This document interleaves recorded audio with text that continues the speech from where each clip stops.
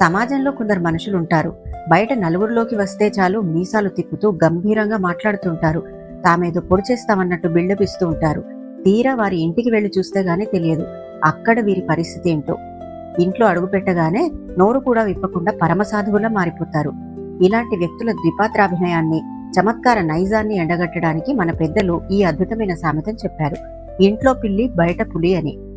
పులి అంటే గంభీరతకు, భయానకత్వానికి ప్రతీక.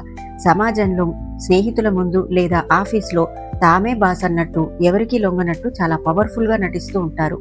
అందరినీ శాసించాలని చూస్తుంటారు. కానీ అదే మనిషి సొంత ఇంటికి రాగానే ఇంటి బాధ్యతల ముందు పరమ సాధువులా భయపడుతూ పిల్లిలా ముడుచుకుపోతాడు. ఈ సామెత కేవలం భార్యాభర్తల సంబంధం గురించే కాదు.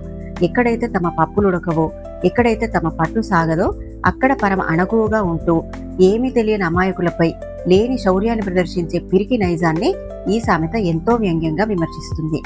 ఆఫీస్లో సబార్డినేట్స్ పై విరుచుకుపెడుతూ ఇంటికి రాగానే చెప్పిన ప్రతిదానికి సరే అంటూ తలూపే భర్తలను ఆట పట్టించడానికి, ఇంటర్నెట్లో కామెంట్ సెక్షన్లో విప్లవాత్మకమైన డైలాగులు చెప్తూ నిజ జీవితంలో కనీసం ఒక చిన్న సమస్యను కూడా ఎదుర్కోలేని కీబోర్డ్ వారియర్స్ నైజాన్ని ఎండగట్టడానికి ఈ సామెతను వాడొచ్చు.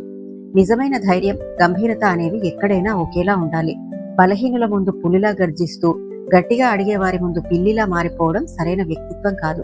ఎక్కడైనా యథార్థంగా ఆత్మవిశ్వాసంతో బతకడమే నిజమైన వివేకం. ఈ సామెత మీకు నచ్చినట్టయితే ఒక లైక్ వేసుకోండి. మరిన్ని మంచి సామెతల కోసం నా ఛానల్ని సబ్స్క్రైబ్ చేసుకోండి. Thank you.